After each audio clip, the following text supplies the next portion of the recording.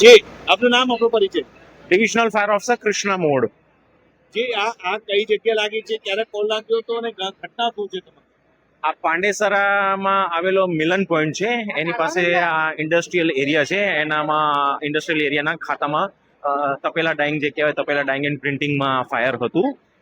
Initially message એવા હતા કે એક આગ લાગી છે, પણ પબ્લિકનો જ્યારે વધારે કોલ આવવા લાગ્યા ને પરિસ્થિતિની જાણ થતાં તો કંટ્રોલે 4 થી 5 ગાડીઓ ઘટના સ્થળ ઉપર મોકલેલી હતી અને એટ પ્રેઝન્ટ પરિસ્થિતિ કાબૂમાં છે. બીજું કંઈ બહુ ખાસ છે નહીં.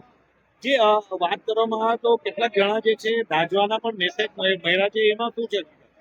જે દાઝવાના મેસેજ મળ્યા છે, પણ હજુ કન્ફર્મ નથી થયું કે કેટલા લોકો દાઝ્યા છે ને કેવી રીતે દાઝ્યા છે, શું છે એની સાચી હકીકત હજુ જાણવા મળેલ નથી. આ ખાતું સાદું હતું, આગ લાગવાનું કારણ શું છે અને એની અંદર ગેસના બાટલા જે છે એ પણ મળી આવ્યા છે. શું કામકાજ હતું અને કેવી રીતના આ લોકો આગ લાગવાનું કારણ સામે આવ્યું?